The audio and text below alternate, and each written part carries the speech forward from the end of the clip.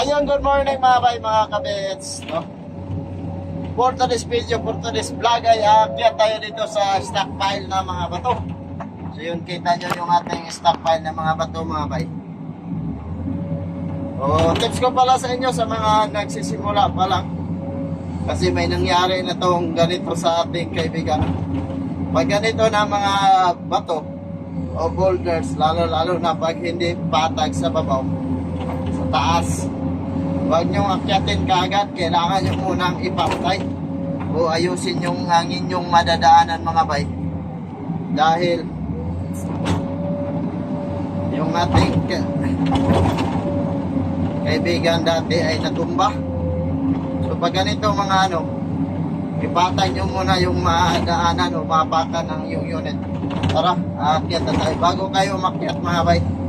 Dahil napakadelikado, napakadulas ng mga bato, mga kabe-eds, pag ganitong mga bato, boulders, lalo na yung pag bato sa ilog, gaya ng mga bato na to mga kabe-eds, no? So dito na tayo sa taas, ayan, gaya ng ganitong mga bato, talagang napakadulas. Kailangan natin ipantay dahil yung bato na to ay atin na tong ilagay doon sa aming recraft mga bay para pagsimula na ng kamada. Yung gagawin natin ay patong tayo dito sa taas para hindi tayo mahihirapan sa pagdakot at hindi rin naman dalawang lipa to bago siguro makarating doon sa ating lalagyan ng bato. So, ganito lang mga bay, kailangan lang natin na palagi tayong mag-ingat dahil nasa atin nakasalalay yung ating unit mga kabe-eds. Milyon ang halaga na to, kaya doon tayo sa mas safety, di baling mabagal basta safety, no? Dahil yung ating hanap buhay ay ito. So kailangan talaga natin ng safety dito, dahil paano pag may nangyari ng masama tapos pati ikaw nadali, no? At yung unit mo ay talaga ang sira pag nagkakamali ka, pag natumba, so baka matanggalan ka pa ng trabaho.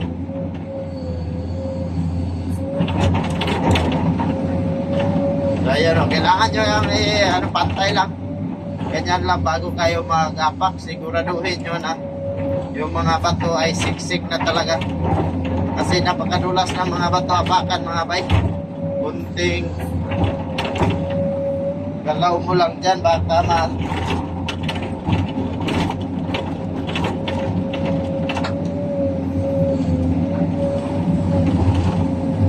ayan, tulak lang natin at ilipat na natin ito maya-maya. So dito na tayo sa taas, at ito na yung nagawa natin. So ayan mga bay, yung ating nagawa. So dito na tayo sa taas ng stockpile na mga boulders, mga bato. At huwag din tayo masyadong kampante kahit maganda na yung pwesto ng ating unit. Kailangan pa rin natin daan-daan sa pag-alaw. At ingat-ingat lang palagi. Dahil dati nasubukan na rin nating mahulog sa bangin. Gaya ng masyado tayong kampante at hindi natin alam na may daan pala doon sa lumang daanan sa laging. Pagbaba natin, dumiretso tayo sa bangin na ginawang daan ng laging, kaya natumba yung ating unit dati mga bay. Kailangan talaga ingat lang at hindi naman tayo pakyawan. Yan ang lagi ko sabi, hindi naman tayo pakyawan. Dapat doon tayo sa masipte, huwag tayong magmamadali masyado. Siguraduhin natin yung ating safety mga bay.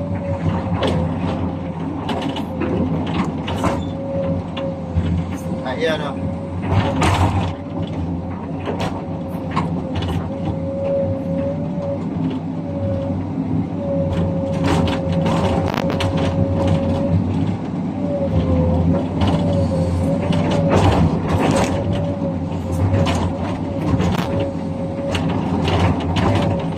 Ayan, ayos to. Abanti na naman tayo. Pantay lang natin to bago tayo mag-apply para dire-diretso na. Bago tayo mag-transfer ng mga materyales. Ipantay lang talaga natin yung ating apakan para kumbaga dire-diretso na yung pagdakot natin. Atras na lang tayo. Dahil pantay na yung ating apakan.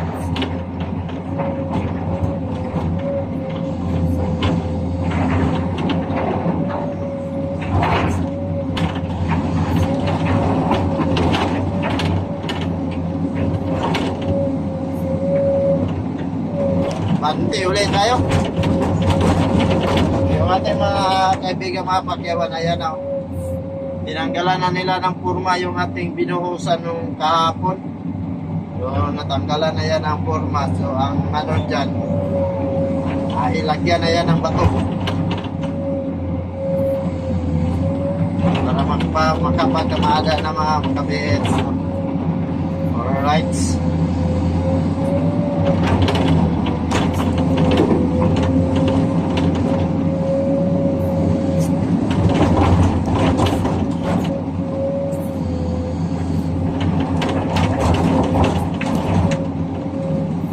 Bantay na. At i-transfer na natin itong mga bato, mga kabits. Transfer na natin sa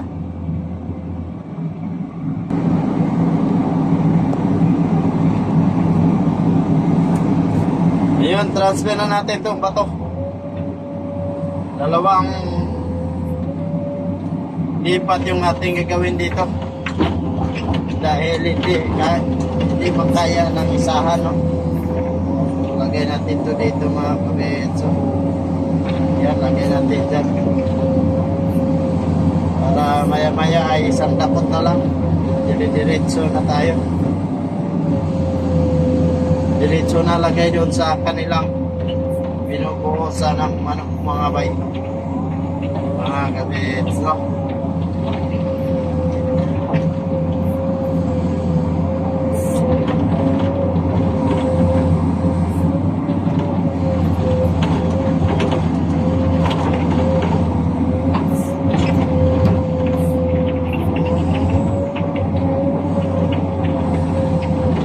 Patong na lang tayo dyan mamaya. Patong na naman tayo ulit dyan.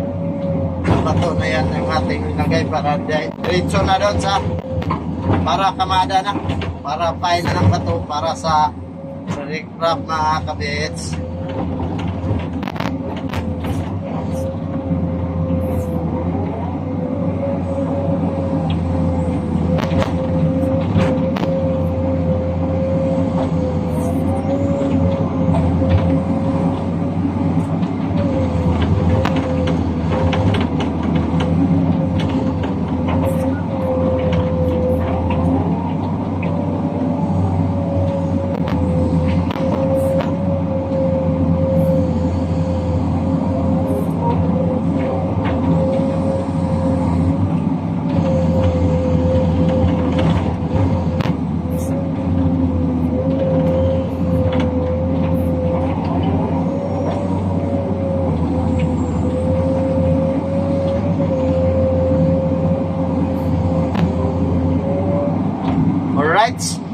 Dati ang lagyan ng bato yung para sa pagkamada na nila.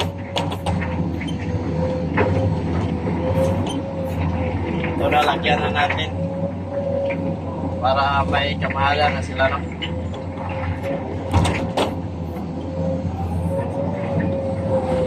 At dahan-dahan lang natin lagyan para maayos yung kamada nila.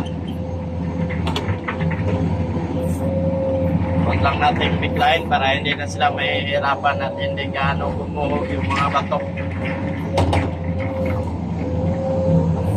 Alright.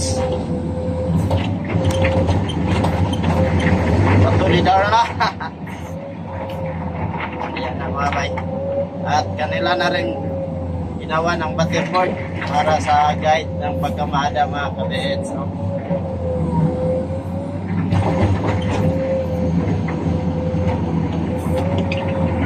kailangan kasi yan mga bay, yung battlefield guide sa pagkamada.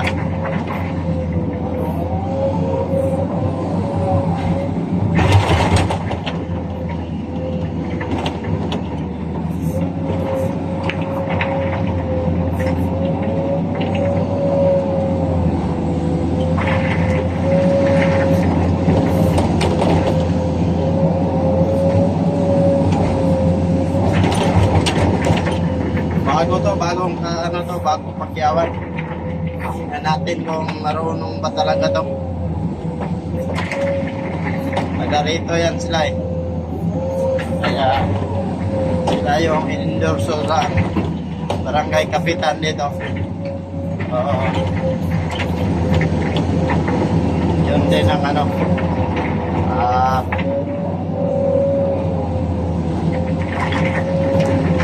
baliw na ang batas na kung saan ka na area may project, nagkaroon ng magtrabaho kahit saan. Kung ano lang talaga, mga operator at driver lang. Pero yung mga ganito, mga labor, dito na yan sa area kukuha para makinabang naman ang mga taga rito sa project.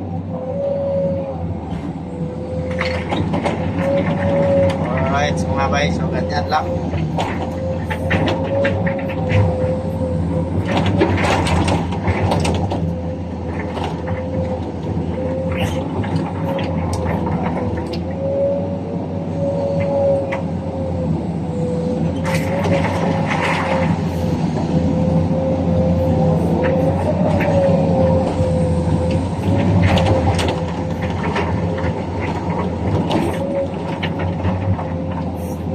Ang hirap to kamada itong mga bato na to, mga bilog. Hindi gaya ng bato na ginagamit natin doon sa kabila ng mountain quarry. Madaling ikamada. Ito mga bilog-bilog, kailangan talaga na marunong ka dito. Kasi pag hindi naglock, paglagay ng mga pangdagdag na bato, yung kamada mo ay kukuho. So tingnan na lang natin kung marunong ba to sila, pero palagay natin ay marunong naman kasi hindi yan mag-apply ng ganitong trabaho pag hindi marunong.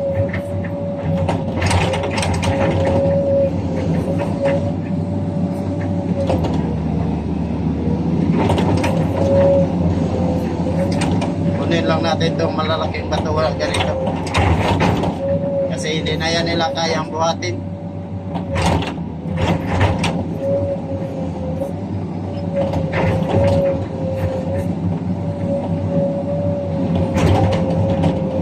Ayan mga bay. Kasi nila kaya buhatin pag masyado na malaki yung bato.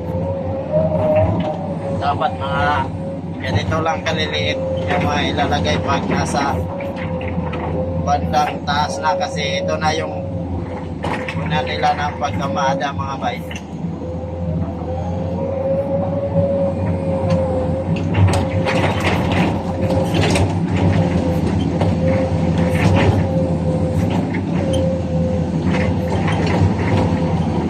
Update na lang tayo mamaya.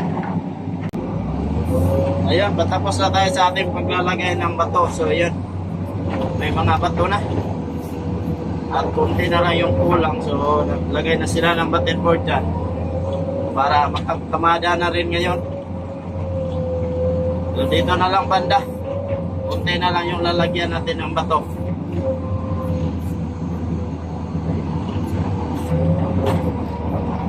So nagawa na sila ng battlefield, no? So dito lagyan natin ng bato dito para ikamada na nila.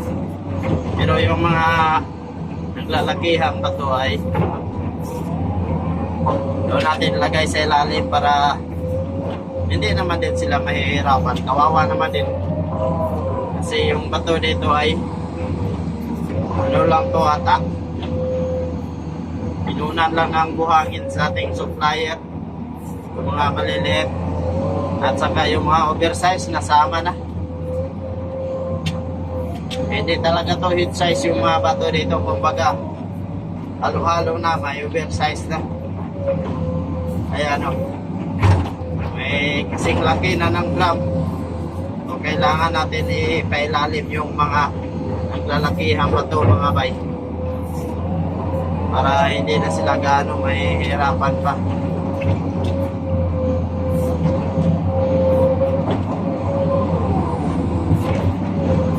Yung mga ano natin, busy na ang lahat.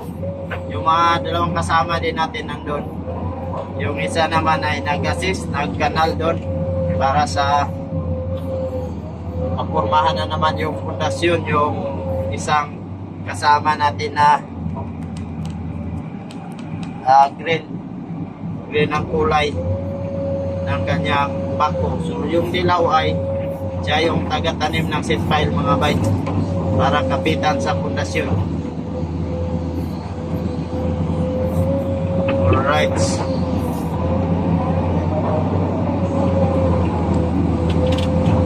Pwede na to. Hindi lang natin isaga doon para hindi masayang yung ano. Kasi tungan pa yan eh. Mawala yung tungan tungan ng kapig.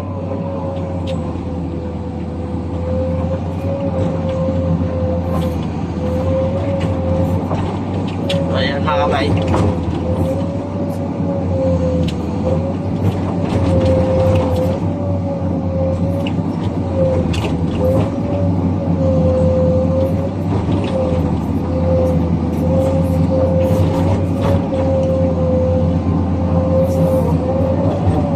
Tama lang din yung bato na hinila natin. Galing to doon. Tama lang din.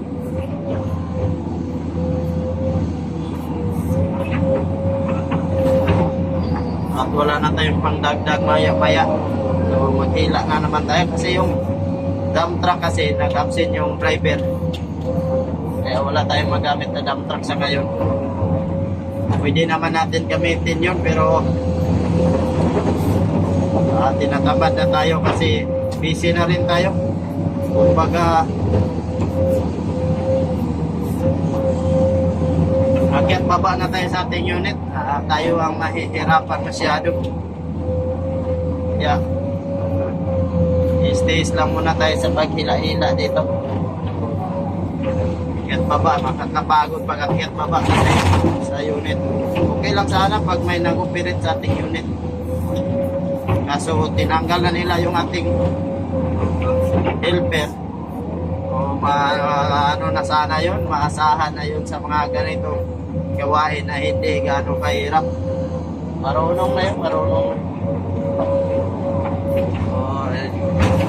Nagliyog sila ng mga tao dito. So tayo, tinanggal na rin tayo ng helper kasi ano lang daw, wala nang hindi nagamit yung helper dito. Okay lang daw sana pag may breaker. So breaker hammer yung gamit kasi natin dati, kaya may ano tayo, may helper. So alright, so hanggang dito lang muna ang ating video. Maraming salamat sa lahat na nanonood sa ating video. Maraming salamat. Hanggang dito lang ating video at update na lang tayo sa ano na naman sa pagkamada nila maya o bukas. Hanggang dito lang ating video muna. Maraming salamat sa lahat na nanonood dyan palagi sa atin at sa lahat ng laging sumusuporta sa atin. No? Maraming salamat sa inyong lahat. Hanggang sa muli. Babo!